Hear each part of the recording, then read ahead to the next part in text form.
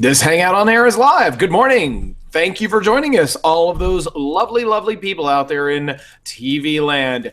I'm Jeff Wheeler, and I am here to talk to you. Wait, I feel like I should have said something else. We are here to be two of the four corners of the Speaker's Corner. We haven't done this in a while, so we're a little rusty. You'll have to apologize for a little bit of fumbling and bumbling and speaking maybe out of turn. But I am here under the shadow of the Gold Dome on a beautiful, wonderful Sunday morning, and I'm joined by my co-host, Mr. Tom Holm from New York City. Say good morning, Tom. Good morning. I wish I could say that it was beautiful here, but it's very rainy and overcast and the end of days. Yeah. Oh, no. Well, we had this a little bit of storm weather yesterday up here in Atlanta. I was walking to dinner, and it was probably 30-mile-an-hour winds. It felt like. I mean, it would move you when you were walking down the street, kind of thing. Yeah, which was significant. There wasn't really any rain to speak of, but it was just really windy. Which reminds us that everybody down in Florida, we were thinking about you, and the people along the Carolina coast were thinking about you as the Hurricane Matthew came in and blew a bunch of trees over and such. Let's also remember, let's also think about the poor people of Haiti, which, universe, give them a fucking break. Man, that's just one hit after another for them. So yeah, the hits keep on coming. It's like a 50s radio station down there. Ugh, yeah. Well, but I mean, that's one of those places in the world that is their treacherousness. The world has said this island will get annihilated with storms all the time. But so in any case, hearts are going out to those folks out in the land of stormage. And we have a action-packed show set up for you today. We have this entire Google Doc of magical, wonderful topics because we haven't spoken about things in a long time. So it's time. It is time to bring you the stories of the day. Dum-bum. Bum. Oh, we got music now? Wow. Jeez. It's been a long time since we had farts, so I went ahead and did it. Is there a black hole that Donald Trump is making all of the GOP fall into? I read this on The Atlantic this morning. Oh, yeah. Is that a good analogy for what's going on? Is all of the rest of what the GOP doing going to be pulled down by the bad will that is going around for Donald Trump? Yeah, I initially was going to react and say I still like the metaphor of cancer, but I think but black hole is a much more interesting visual because how close are people to the event horizon, and can they pull back? Right. For those non-scientific people out there, yes. The event horizon is that point at which it's inescapable, the pull of the gravitational pull of a black hole. So once you pass that event horizon, it is literally impossible to pull back out. Yeah. So for some people, I wonder, they're looking at it. Obviously, you saw the slew of people who came out in the last 48 hours, and I think probably said, oh man, I'm about to get sucked into this, and I need to disentangle brakes from what's going on there. Yeah.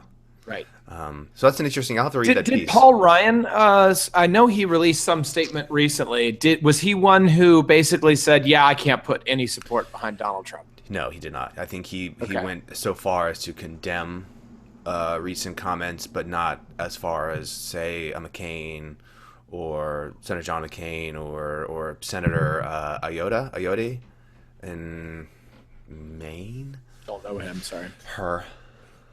Excuse me. So misogynistic. Who had to more firmly come out and say no. Kelly Ayotte, and it's New Hampshire. Excuse me. More strongly coming out or rescinding previous endorsements that they extended him. Got it. And really a lot of that came out, if no one's heard it in the news, there was a Billy Bush tape. Billy Bush was doing an Inside Access Hollywood thing, and they basically left a live microphone while he and Donald were on a bus. And the Donald said some very insightful things. He said some very misogynistic things on that recording. But being a guy that has been in many rooms with many other guys, it's not unheard of to speak that way when you think you're in private. People do it all the time. So it's not like it is so out there that no one speaks that way. And I think even though it doesn't play well in the news, there's going to be a lot of people in rural Kentucky or Nowheresville, New Mexico, that are going to say, well, I talk like that. What's the matter with Donald talking like that? He wasn't supposed to be on camera. He wasn't saying this publicly. I'm going to push back against that because I think, there's, and we don't have to get, we're not going to verbatim recite what he said. You can go to go to Google and find and listen to it. That's right. I think there was a portion that could be construed where he was just talking about the dimensions of people and endowments of people, and that certainly had you could put that into the locker room banter.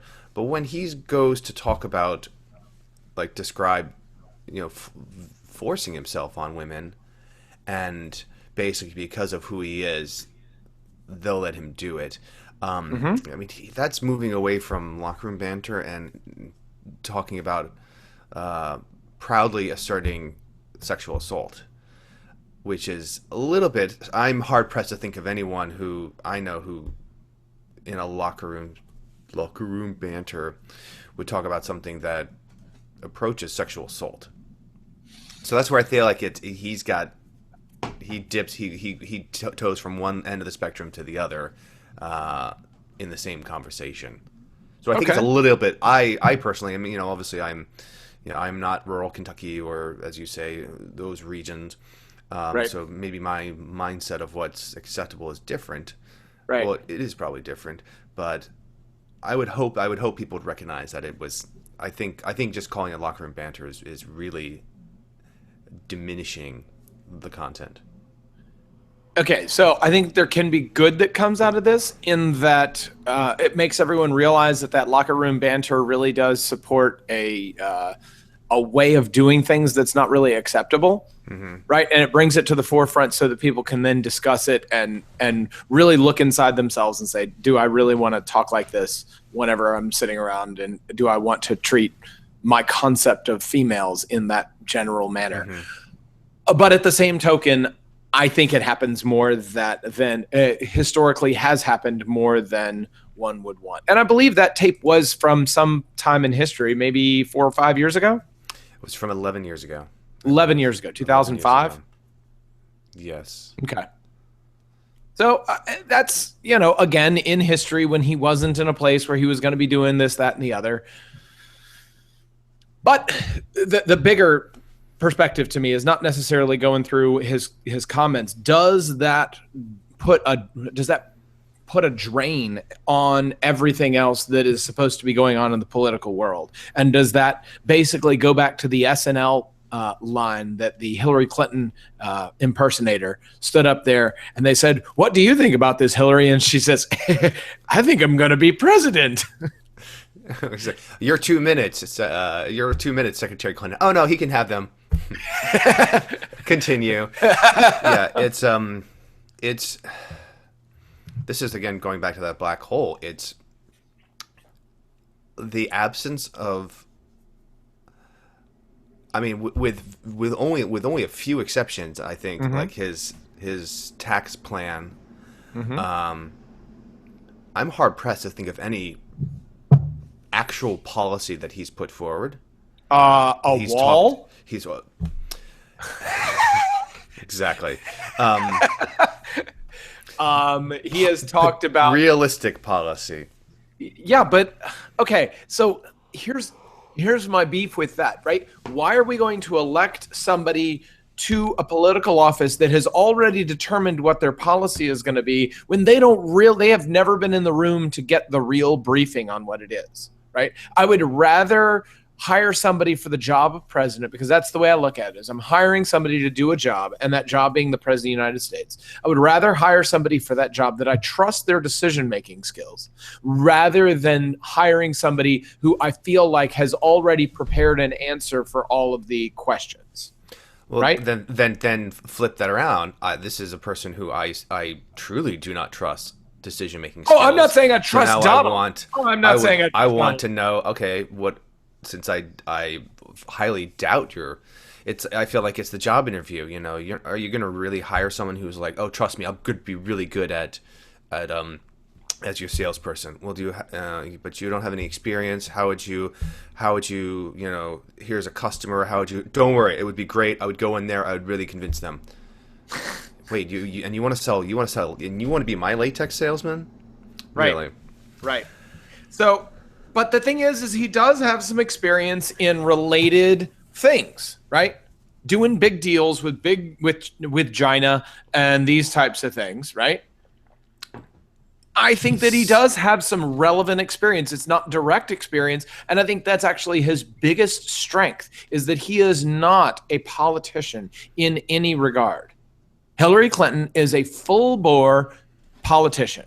She understands the political game. Absolutely. She has every understanding of how it is. She's been in it since she was at Wesleyan, right? She really decided that she was going to be political. It was Wesleyan? Wesleyan, yeah. Wesleyan. So when she was at Wesleyan, she decided, I'm going to be a political person and I'm going to pursue that as my life's work, right? And since then, she's been doing that. She worked for that, not the Children's Defense Fund, the what's the organization? So she didn't straight go into politics. She was going into actual advocacy work. She worked as a lawyer. She did, but that has been widely regarded as something that you would do in preparation for a political career, to go into a very well-connected law firm. Sure. Right?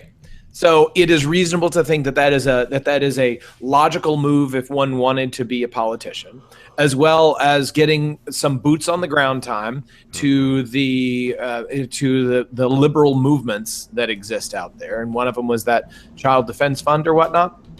I gotta look it up because I don't want to misname it. Continue, sir. Right. But those all, to me, and in what my readings have been of her history, those were all her doing her homework, if you will, to being somebody for change through the political process. And that I think that she is absolutely well prepared as a candidate, but she was also exceptionally well prepared when she was running against Barack Obama. Mm-hmm. Right? But he was a better candidate because he was a better leader. He was a better inspirational figure, right? He was better at being inspirational than she has been during that election, and was as proven by the election results. Mm-hmm. And I think that she was, and I think that he has been. She has not proven herself this time to be an inspirational leader. Yeah, that's where the and that seems to be a little bit. I can push back and say that's slightly annoying. That you either have like, I need to be inspired, or I need to have someone that I can have a beer with, and it's like, I just want someone who can effectively do the job. And technocracy. I mean, come on, let's do it.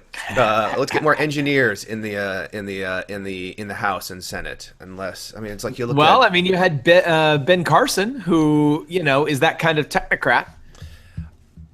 My senator I would say my congressman is Tom Price, who was a technocrat. He's a guy from? I think he was an accountant and a doctor. I would say Carson would be a technocrat only if he ran as a senator and wanted to sit on the health, right? Whatever Senate subcommittees oversee health policy, because suddenly it's like Health and Human Services. I think that's the name of the committee, Health and Human Services. Okay, that's where I see a technocracy. Someone who you look at, was it, not that I'm advocating that we go the route of China, but China, whereas the U.S. It's pronounced China. Precisely. Whereas our legislature is predominantly made up of lawyers. Theirs, I believe, is predominantly made up of engineers, because there's a big push to have, obviously that's a path to the Politburo, is to be someone from the sciences. measure that however you like, but um, I yeah. What's this? You see that you've got next posted? Why the apocalyptic rhetoric? Right. So every time I see something on social medias or I talk to somebody who feels strongly about this election, Mm-hmm. there is this, well, this election, if we don't do it right, the whole country is going to fall apart. And it's not just from the right, and it's not just from the left. It's coming from both sides. Those Mm-hmm. people who believe that Donald Trump is their only hope against Hillary Clinton and that she's the Antichrist, right? And then Mm-hmm. you've got those people who believe that Donald Trump is the worst human to have ever stood in front of a pulpit, and I say a pulpit, in front of a microphone, Yeah. to espouse their ideas. And both groups are very end of the world about this. They're basically saying that this is absolutely this is not the time that we can come together and work it out. This is the time where we need to make sure that that other guy doesn't win. And both sides are very much that. Oh yeah, no, I totally agree. I think it is the hyper attenuation of the story. It's also the victory of not, there's been a lot of focus on the alt-right media, but I would also put the same in the hands of the alt-left media that exists, where there's such a general distrust of the lamestream media that it just leads to an embrace of whoever says the most sensational thing. They're speaking to truth. When 9 times out of 10 they're speaking to some truths, or they're wrapping it up in a language of such apocalyptic fury that it does whip up this sense of. That's why I ascribe to, my biggest concern is not what happens on November 8th. But I was reading an article where a person, the writer said, we may have touched on this before, her biggest concern is what happens on November 9th, when you have, regardless of what happens, who wins, when you have people thinking in terms of this is the end of days. Right. If that person wins, then what happens to that demographic the morning after? Where do they channel that fear or fury to? Right. I'm afraid it's not going to be something positive. It's going to be right. It's just right. And there's conversations out there about people thinking, oh, well, Hillary's the Antichrist, and then there's going to be people that are going to try and do assassinations and all this kind of craziness, and that's insanity. It's super insanity.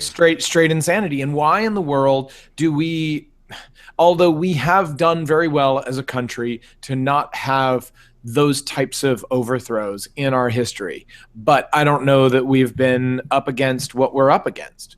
And we need a coalescing more so than we need more embattlement and more entrenching.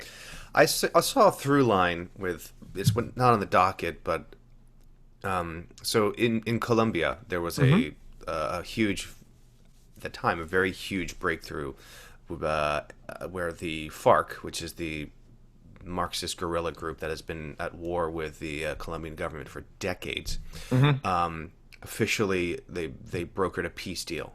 The two sides. It was great. International leaders came in.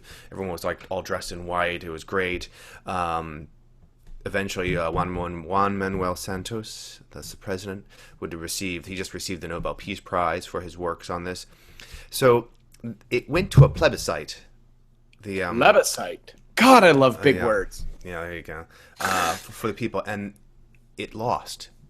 The peace deal was voted down, losing by like half a percentage point. Like it was crazy. It was Brexit type level of closeness. And I mentioned Brexit because, and the reason why it lost was a lot of people felt it didn't do enough to punish the FARC, the former rebels. Yeah. And so you had it. So it's very much a kind of older generation voting against the younger generation. Like it was very generational and it's split. But I think it really scores that kind of, I'm seeing when you see a Brexit vote that seemed to be voted not on rational economic fears, but on irrational fear of the Emotions. other. Yep. When it was like tapped into emotion. When you see the rise of neo-nationalist, irredentist parties in Europe, be it in the Netherlands or Poland, and then you see the kind of intensity in our own country. It feels like there is this through line, and it's what makes me, so it's at times like that I start to almost let my brain slide into that. But it's a universal truth, I think, that those who elicit the most fervent emotional response get the most response when it comes to an election. Right? Sure. And that's why it's been used over and over and over for as long as it has, right? Is because it gets people to show up to the polls. And I think that's the thing that is not being accounted for when they're doing the quote unquote lamestream media polls. They are asking who they normally ask, which are the people who normally show up to on election day, right? Historically show up. But an election between George Bush and Al Gore is a very different election and a very different end of days kind of concept than those that are now coming out. And I drive through rural places that don't look like those people are generally very politically active and are much more supportive of Trump, and I'm not sure that they show up on the polls as strongly as they will when it's the actual election. There's only one way to find out, right? That's right. November. We're going to find out in November. Gonna find out. I think there's going to be a surprise in the turnout. I think that those who believe in Hillary won't turn out as strongly as the polls show, and I think that those that are in support of Trump will have much higher turnout than they expect. I think you're going to see a lot more, but I think even the I think if he continues to if hot mic recordings continue to leak out, you're going to have enough people just pissed off than maybe were initially not turned on, and so now they're right. hot. But if they don't want to support Hillary, they probably won't show up. They'll go, F this whole thing. I'm talking about the people that you were saying who are not up. Inspired, who are like, oh, I don't Right. find her inspiring. Not the people who dislike her, but the people who are like, I don't really Yeah, but care. my point is that I feel like there's going to be more disillusionment with the entire process, and therefore people just don't show up. I don't know. I don't know. So I would probably disagree with you. I like disagreements. It makes for a better show. It does. It does. Because we can rationally disagree on things, and I'm not mad at you. Yeah, and really, shouldn't we all as Americans do that? We should all disagree with each other and not be mad at each other. Don't be mad. Right? Hey, no, it's a place of love, man. Yeah, it's peace and love. Love. All right. So you had a role play. What was this? Role play. I was just thinking, Ren's Priebus, which I love that name. It is a great name. I feel like if I have a child, I have to come up with a phenomenal name that nobody else has, like Ren's Priebus. It's great. Yeah. So he's the current chairman of the RNC, and I was just thinking, if you were him, yep, what would I would have a great name first off. You would have a great name. I mean, you're 4 weeks out. Yep. What's your strategy now? What my strategy to get Congress? My strategy for supporting the presidential candidate? What's your strategy? Because that's that's a great. I hadn't even thought about that. Do you like what is now most important to you? Right. Is it because right now back the White House or the House a check? and Senate are both Republican right now? Is that correct? Correct. And the House is pretty strongly Republican. Yeah, I think Democrats it's like could gain 55. ground, but I think it's it's strongly Republican. Okay. I think you focus on House and Senate, and let Donald be on his own. Right? You don't publicly dissuade and say he's a terrible candidate. You just quietly let him do his thing and say that's part of the Trump campaign. I'm here there are many other physical people I need to get elected. There's a lot more work to be done in the trenches out there than this other. right? And if you do your job right, getting people to show up for the polls and telling them, no matter what Donald Trump does, if you're a conservative that doesn't like what Donald Trump does, but you also don't like Hillary, the vote you can give is not for Donald, but for your local Republican House member, Senate member, state house, all of those other down ticket votes, right? And if people do that, then they can both maintain Republican control at the same time as basically cut the legs out from under what Donald might want to do. I agree. I think that's a very smart strategy because that also might potentially drive up. You enjoy the praise? Yeah, I never get praised for a smart political move. No. I think that's very savvy because that also it's potentially a win-win situation because you're by focusing on by just going quiet on the White House campaign and focusing openly on the House and Senate. Right. That potentially drives up participation numbers for people who on the right who may be disgusted, right? Who are like, oh yeah, and so the more of them that show up, maybe because people change when they get in that booth. Yep. And so perhaps when they're finally in there and it's exclusively private, and they're turning those everyone switches, feels like it's private. Yeah. So I know there's been times where I've literally gone back and forth all the way up to when I'm finally. We don't get to turn the cranks anymore in New York State, which makes me sad. They have those like where you go ching, ching, ching, and then you pull the big lever. And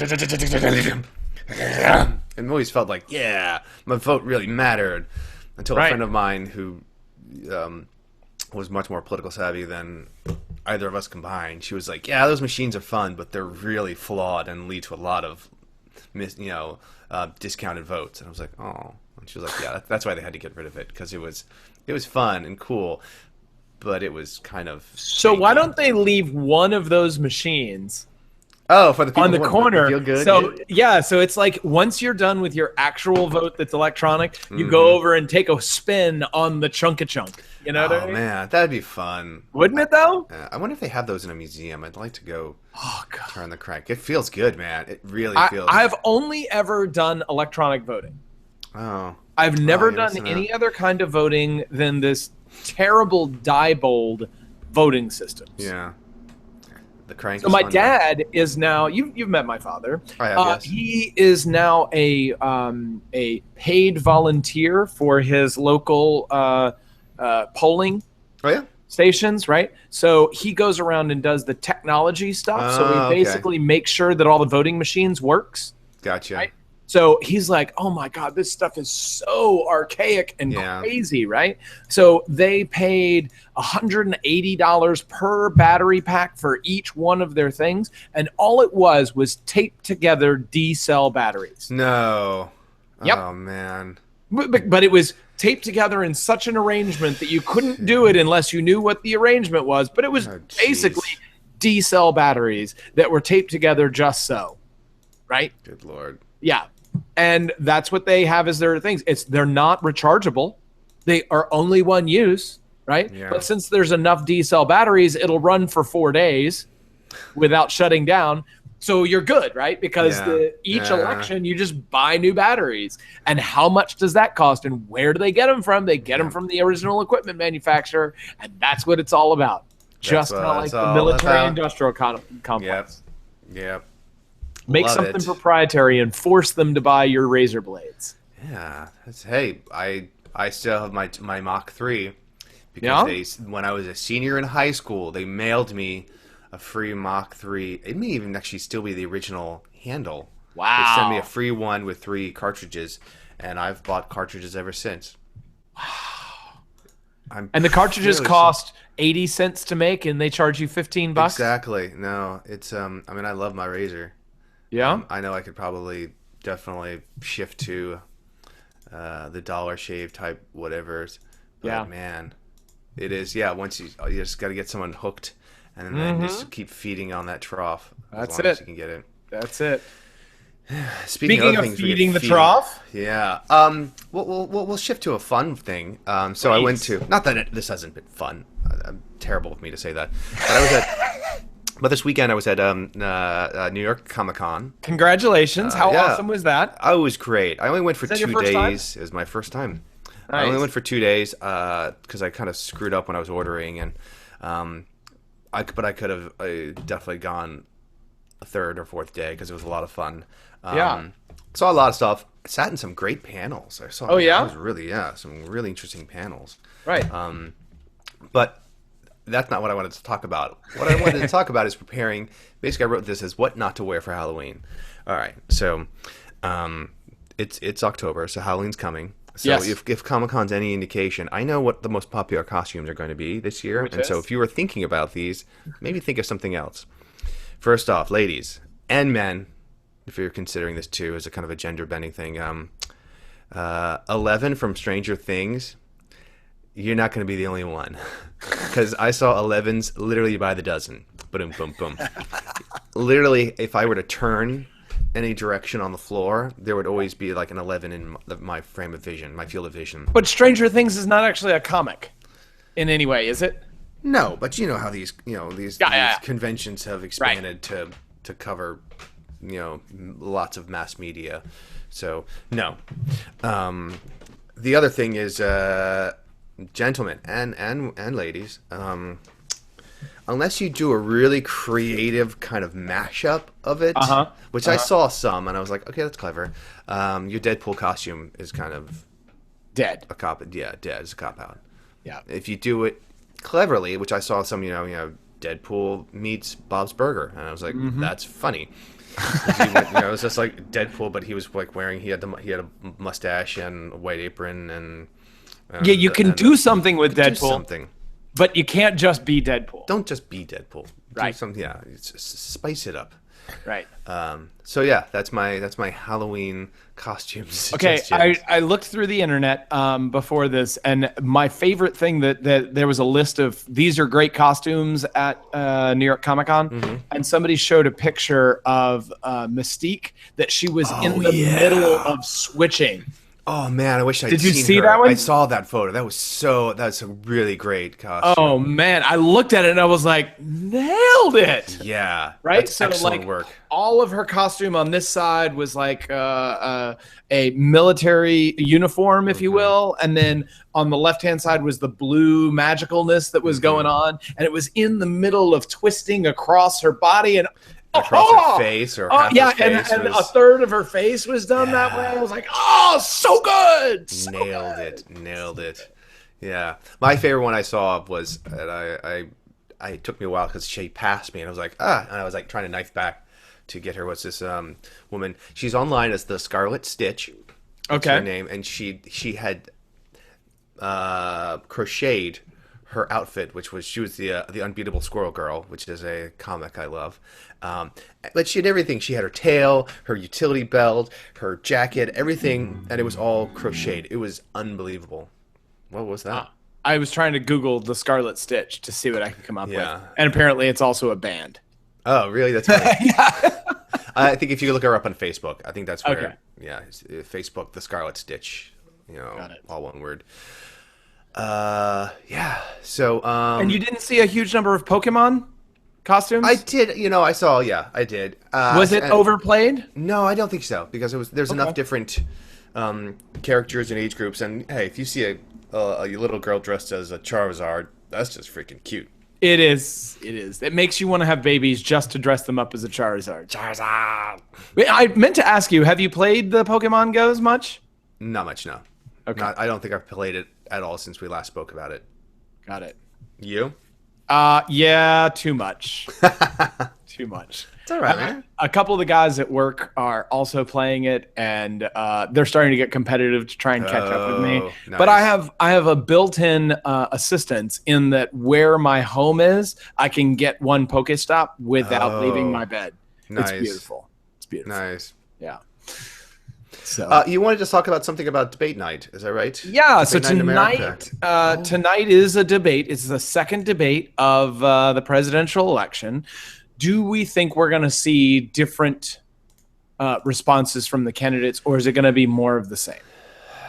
Are we going to get a defensive Donald Trump who's always trying to cut in to say he's not terrible? Are we going to get a prepared but slightly arrogant Hillary Clinton that is, well, obviously it's blah, blah, blah, blah, blah, blah, blah, blah? Maybe no on the second half. No on the arrogant, self-confident, because I think I was using the verb when I was watching the first debate. I was like, oh, don't gore yourself, because I thought there was a few moments when Secretary Clinton kind of was sliding into Al Gore territory. Okay. Which, I thought Al Gore basically shot himself in the foot with his kind of sighing and just kind of like eye rolling kind of nature. Right. With which did not play well on camera. Nope. And really pushed people to those undecided to Bush's side. Right. So I think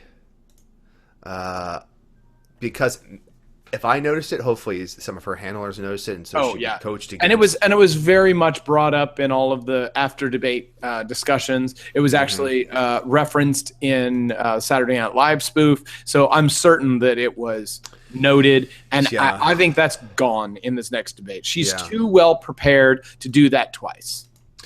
As to the first part, if you ask, like, will Trump be more combative, or will we see the first 15 minutes of the first debate, or the last 15 minutes of the first debate?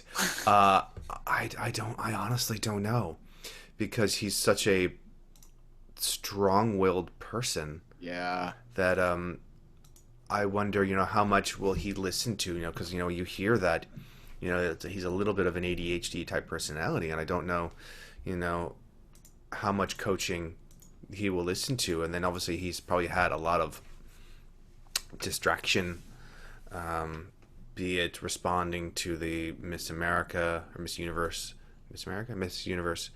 bit, or the last 48 hours. I don't know. I wouldn't. I'm not going to place bets on that, because it's like I have no idea. It could go either way, I think. Right. Okay. I know that's a cop-out answer. Sorry. And as a point of relevance, Hillary Clinton is how old now? I don't know, honestly. I'm pulling it up on Wikipedia. She is born in 1947, so that makes her 69. 69, yeah. Right. So she's 69. Donald Trump is 70. Mm-hmm. Right. At a certain point, does age affect the way that they have to go through this very long, physically taxing election process? Because I feel like in the last election, you saw a more honest Donald show up in the second half, because he's just physically exerted. You know what I mean? Yeah. And so it's just kind of whatever veneer was able to be put on was gone by then. And so you're seeing more of the raw. You see more true colors, right? It's like when the person's a little bit tired. Right. They get a little punchy. Yep. Yeah. And you got this. There were some concerns about Hillary with her age, and there was some events that she didn't go and do, and she hasn't been pushing hard to be on every media outlet like Donald has. Right. Donald has basically said yes to every single media outlet that wants to talk to him. Every single significant media outlet. He says yes and gets on the news, because he knows the more publicity you have, the more good publicity you have. And it's free. And when it's free, why in the world would you pay for it? Because he's a business guy, right? Because if he can get free advertising or he can get paid advertising, he gets to control it a little bit more whenever it's paid. Mm-hmm. But the other one's completely free. And if you get anywhere near close, you're way ahead of the game, Mm-hmm. Amen, brother. So I think that, not to be ageist or whatnot, but we don't really have anybody who's contemporary that's doing this stuff. Well, this is where I like governments that are what do you call it? What do you call it? A ministerial government, like Canada or the UK, which tends to, with a few exceptions. I mean, you had Margaret Thatcher was not entirely young when she was first elected. I don't think John Major certainly wasn't. Yeah. After her, but you have Tony Blair, Gordon Brown, David Cameron, and now I just forget her name. But you see, or in Canada right now you have the what's his name that everyone's like hot to trot for. I don't know, but the Canadian Trudeau. Yeah. Young men and women, and because I feel like because it's coming from it's not. Theresa May. It's the party. Thank you, Theresa May. It's the party that you're voting for the party, and then the party is putting forward their candidate as prime or their person to be prime minister. Right. So I may be wrong, but I feel like the average age of I'd be curious to see the average age of our legislative body versus the average age of a parliament of a parliamentarian. Right. That's not ministerial parliamentarian government. It might be younger. Ours might be younger? No, theirs. Theirs might be younger. Yeah, I believe it is. It is because the machine has to churn through new faces more often, right? Yeah. And we are inherently pushing more towards. But I think that something that's going to walk away from this election is that we are not going to have such a heavy requirement for experience, right? When David Cameron turned into the Prime Minister of Great Britain, he had been doing it for 30 years. He wasn't that old, right? He did it. He had been doing it for some time. And I think that some experience is highly valuable. But having 35 years worth of experience in the political process doesn't necessarily make you any better at it, right? 4 years of experience probably does make you better suited, but 30 doesn't make you any better than 4, in my opinion. It normally just means that you got a lot more people that got stuff that you got to pay back on, right? Because that's the way a lot of it works, Yeah. So the vice presidential debate was last week. Yes. Any relevance that came from that? I thought it was a completely throwaway debate. They were not, both of them were trying to make cases for their own self at the same time as just kind of trying to support their main candidate, but there really wasn't anything of note in the vice presidential debate. Well, I think maybe part of the reason why they were trying to make cases for themselves might go back to two things that you said, one of which is the question of age. I mean, where you have... So it might, we had it on because, as Kate was like, well, we should probably watch it. I mean, one of these people could be president. So I think it was important at that level. I think that's why they were doing it. Also, I think it's hard. They may have tried to talk more about themselves when, rather than, because if you're talking about the candidacy of the front runner of your ticket, you may find yourself playing the apologist more than the advocate, and I think they may intentionally have tried to avoid having to fall into that claptrap. Right. Did you walk away from either one of them saying this guy's a much stronger candidate? I'm admittedly biased because I know a lot about Pence, and I don't like much what I know about him. Because I have friends in Indiana, so they kind of tell me the scoop on him. So I don't like him. And on the flip side, Tim Kaine, I remember from the convention, the joke was that it was like Ned Flanders is going to be the vice president. He's your stepdad who just wants you to call him Tim. You don't have to call him Dad. You can just call him Tim. Right. So, admittedly, I was biased, so I can't really put a clear. It's hard for me to strip that away. How about you? Got it. Both of them were so plain and boring to me that neither one of them stood out as a personality. Many a times we've got vice presidential candidates that are somebody that has interest to me, but I wouldn't vote for either one of them as an actual elected official. Right. Yeah. Even if they were running for my local House district, I wouldn't say, oh, that's a good person. I believe in what they stand for. I think they're a strong candidate. That's a tough place to make that assessment for them because of what they're having to do in that kind of but that's the point role. Is can this person be elegant and graceful in a very difficult situation? Yeah. Right. which is kind of what the role of vice president is. Yeah. Right? Dick Cheney wasn't elegant and graceful, but he knew how to make things happen in the background. Mm-hmm. And that's what his role was. He was very calculating. Like one of the best things about it they always mentioned was the genius, which was and it was like, oh, this is where Edwards lost the debate against Cheney back in 2004. Was the Cheney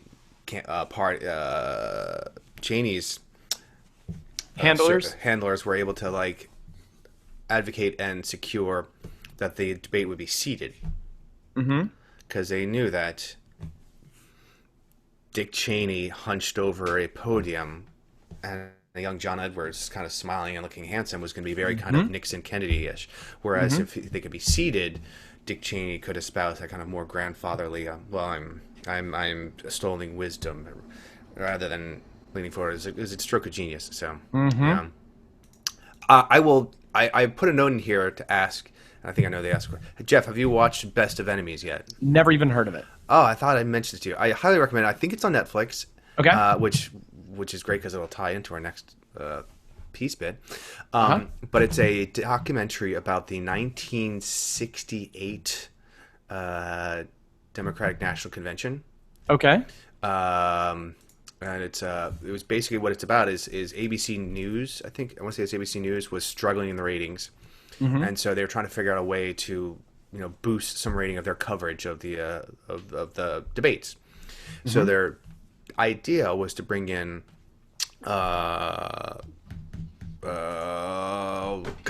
his white teeth It's okay. We can Google in the mid stuff. Yeah, I'm screwed. Okay, thank you. Was to bring in William F. Buckley and Gore Vidal to basically at the close of each night of the convention to have them basically debate for like 10 to 15 minutes to speak. And for those of you who don't know who Gore Vidal or William F. Buckley are, they're kind of very much William F. Buckley is kind of the father of the modern conservative movement. Very a lot of modern conservatism can be traced back to William F. Buckley. He was a writer, a dilettante. Both of these men speak with a kind of transatlantic accent. Where they're not English, but they, kind of a little bit of that. Gore Vidal, novelist, writer of history, very left. So the two men kind of debated on this forum, and it's looked at in retrospect as kind of the real beginning of this vitriolic punditry, where people basically are just like, where you get your crossfire, where you get your stab type journalism. It's a really interesting documentary. I think it's only like 90 minutes long. Yeah, it's 90 minutes long. Highly recommend it. It's very fascinating. I will look it up. There's a lot of people that are in there as themselves. Yeah. What's a documentary? So they're interviewing the people who were there at the time. Oh yeah, John Lithgow does the voice of Gore Vidal, and Kelsey Grammer does the voice of William F. Buckley, because they have to do have them narrate notes or written letters that were said. But it's totally worth watching.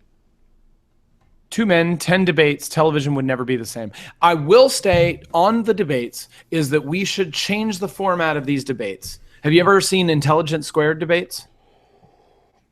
For an Oxford style? Oh, is that where the audience takes a vote in the beginning and then they take a vote at the end? Yep. I was listening to like when they do it on NPR. Yeah. They were doing a movement before the presidential debates that instead of it being the back and forth 2 minutes yelling at each other, that it was an Oxford style debate. Oh, interesting. And I think that would be a fantastic way to debate the issues, is to have a much more controlled, instead of having the debaters talk to themselves specifically, it's really back and forth to the moderator a whole lot more, with a good, sharp moderator in lieu of a, with a lack of a better term, just somebody who is I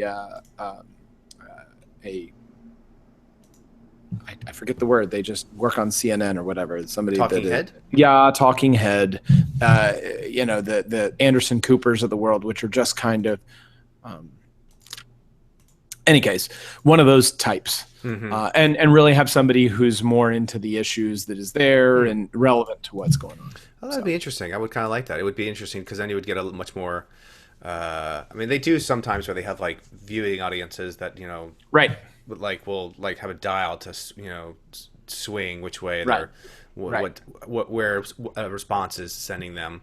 But yeah, to kind of have that. But to have a real winner and loser, and to have the thing, it makes it for a better show. And to base it on it's how I love how it's the win or loss is not on the actual breakdown of the vote, but how much you were able to sway. Yep. So the percentage increase.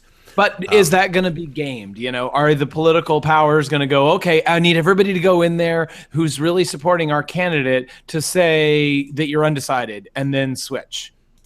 Well, maybe do a double blind where the people don't, where you're not aware of what's going to be the focus of the debate.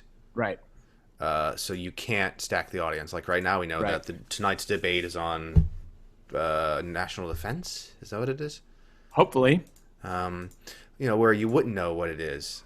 Right. The focus would be so that you could. Or you have people fill out surveys before they get selected to be in the audience. Right. Yeah. So. Yeah, like how they, creating that like when you're like trying to get a screening for a movie, and you're trying to like a pre-screening, test screening for a movie. How do you use that same kind of concept? Yep. Again, speaking of movies, what's this Netflix? So Netflix is removing a significant amount of their movies these days, apparently, because they're trying to say we want 50% of our content to be Netflix original content. So they're basically trying to migrate from a republisher of movies to a creator of content, almost a la HBO. Because HBO does replay lots of movies. Oh, sure. But they also have an enormous catalog of original content that they have created. And didn't HBO start by doing like comedy specials and stuff like that? I mean, I don't know what their genesis was. No. Well, I'm saying after they were doing movies, I mean, that was their genesis, is they were publishing movies on TV. Oh, I see. Then they went to creating original content. Gotcha. And they were doing like Live at the Apollo or, those kinds of things in the 80s that were already kind of produced events, but then they were just publishing them on their channel. And Netflix, to a certain extent, started to do that. They said, okay, well, let's do some documentaries or whatever, and we'll sponsor it so that we can do it and do it cheap. And then it's kind of migrated into TV shows and all kinds of other things. But I just kind of wanted to get thoughts stated out loud. And I like the concept of having an internet-only TV channel that is producing high-quality TV cable grade stuff that is completely outside and completely in contradiction with the cable TV concept, right? My concern is, and this is something I remember voicing years ago on this program, but it was still applicable, is when comes the tipping point in price? Because I feel like what is it for the streaming subscription now? $7, $8, $9 a month or something. $9 a month. So at some point, like already, I know Netflix had kind of like, I remember like they had some quarterly earning losses because they had not acquired as many new viewers as they were anticipating. Like they saw kind of a plateau. So at some point, especially if you're shifting to more and more originally created content, when do you start to lose further? Because if you were initially just having to pay for the rebroadcast rights, but now you're having to create content from the bottom up. Right. Well, but the benefit there is that then you can have a back catalog that you own, right? Their pricing model when you are using somebody else's content is that you have to pay every time somebody watches that. Right? When it's your original content, now if somebody goes back and streams season 1 of Orange is the New Black, it doesn't cost Netflix a thing. Right. They just get to sell it as a service, and it's basically free content for them.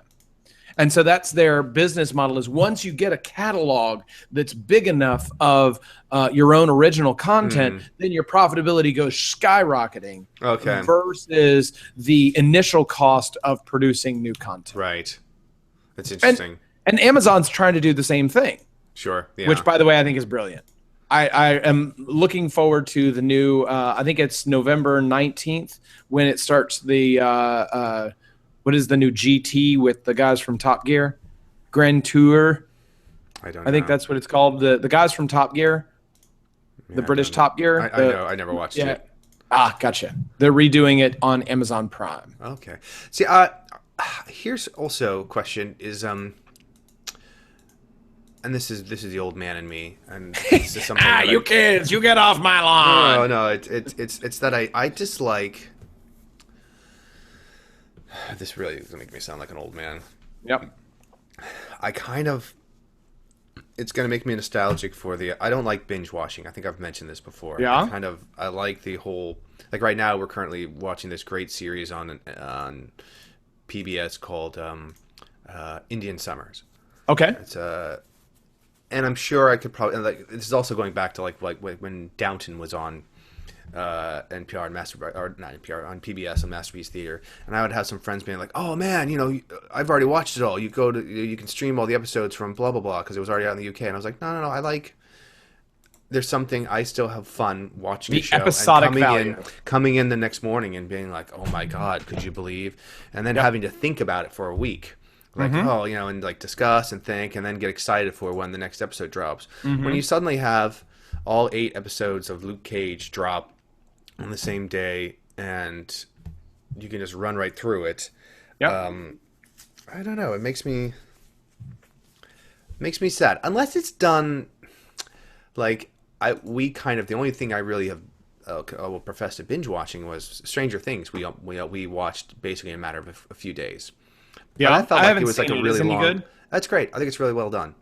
But that feels like a really long movie as opposed to a right. As a television show over eight episodes. Right.